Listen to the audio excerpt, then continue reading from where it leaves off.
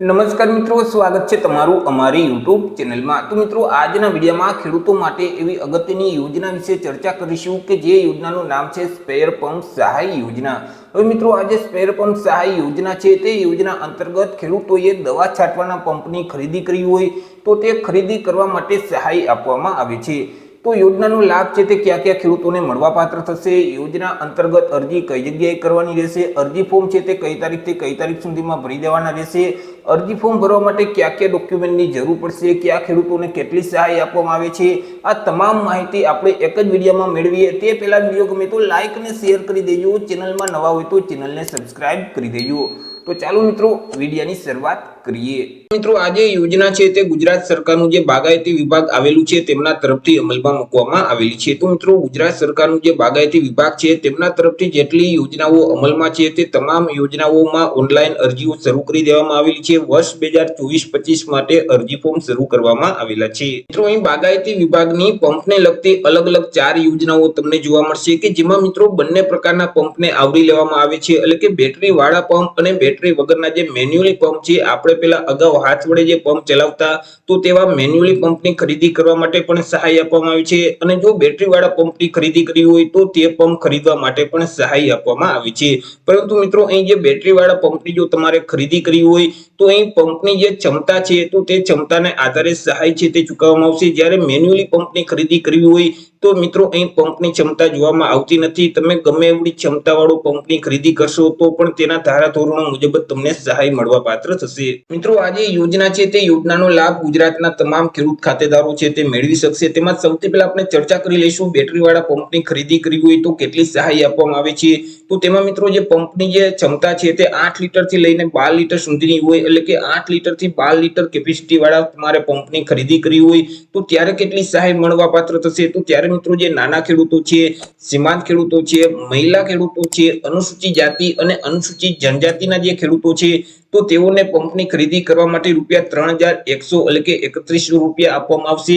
તે સિવાય બાકી જે જનરલ કેટેગરીના ખેડૂતો છે, ઈડબ્લ્યુએસ કેટેગરીના ખેડૂતો છે, ઓબીસી કેટેગરીના જે ખેડૂતો છે તેઓને મિત્રો આ પંપની ખરીદી કરવા માટે ₹2500 સુધીની સહાય મળવા પાત્ર થશે। આગળ મિત્રો, બેટરી વાળા પંપમાં જો પંપની જે ક્ષમતા છે તે 12 લીટર થી લઈને 16 લીટર સુધીની હોય, એટલે કે 12 લીટર થી લઈને 16 લીટર સુધીની કેપેસિટી વાળા પંપની તમારે ખરીદી કરવી હોય તો ત્યારે કયા ખેડૂતોને કેટલી સહાય આપવામાં આવે છે? તો ત્યારે મિત્રો, જે નાના ખેડૂતો છે, સીમાંત ખેડૂતો છે, મહિલા ખેડૂતો છે, અનુસૂચિત જાતિ અનુસૂચિત જનજાતિના ખેડૂતો છે ત્યારે તેઓને 3800 એટલે કે 3800 રૂપિયાની સહાય મળવા પાત્ર થશે।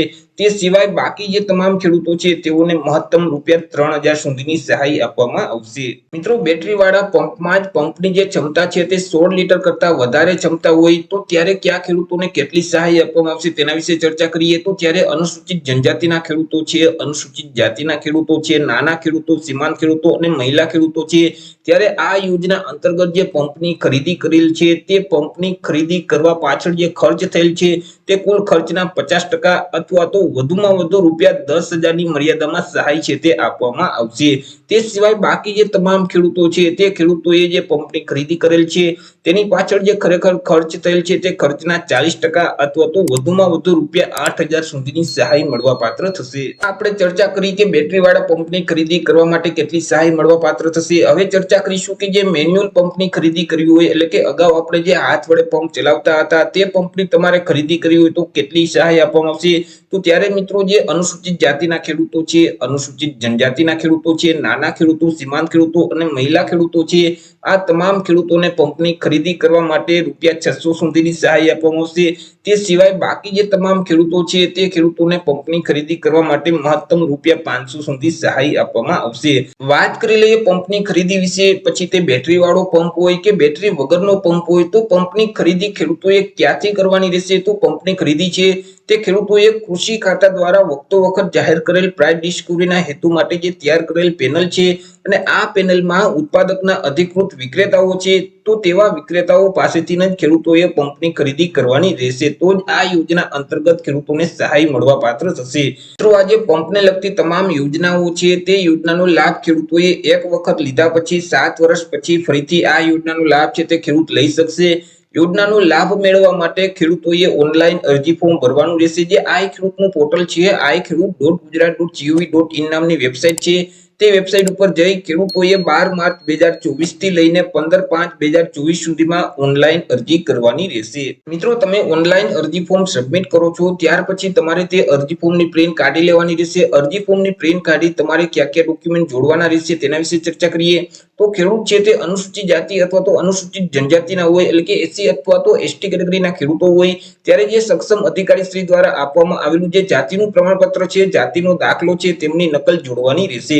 તે સિવાય જો ખેડૂત છે તે દિવ્યાંગ વ્યક્તિ હોય તો સક્ષમ અધિકારી શ્રી દ્વારા આપવામાં આવેલું જે દિવ્યાંગતાનું પ્રમાણપત્ર છે તેમની નકલ જોડવાની રહેશે। જમીનના 7/12/8 અની નકલ જોડવાની રહેશે। આધાર કાર્ડની નકલ જોડવાની રહેશે। બેંક પાસબુકના પ્રથમ પાનાની નકલ અથવા તો રદ કરેલ ચેક સાથે જોડવાનું રહેશે।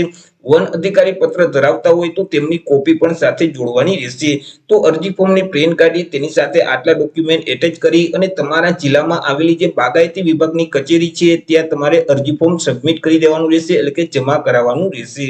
તો આવી રીતે મિત્રો ગુજરાત સરકારની ખેડૂતો માટેની અગત્યની યોજના કહી શકાય। ખેડૂતોએ દવા છાંટવાના પંપની ખરીદી કરી હોય તો સહાય આપતી યોજના અમલમાં છે કે જે યોજના અંતર્ગત હાલ અત્યારે ઓનલાઈન અરજી ફોર્મ શરૂ છે। તો આશા રાખું છું વિડીયો પસંદ પડ્યો હશે। વિડીયો પસંદ પડ્યો હોય તો લાઈક અને શેર કરી દેજો। ચેનલમાં નવા હોય તો ચેનલને સબસ્ક્રાઇબ કરી દેજો।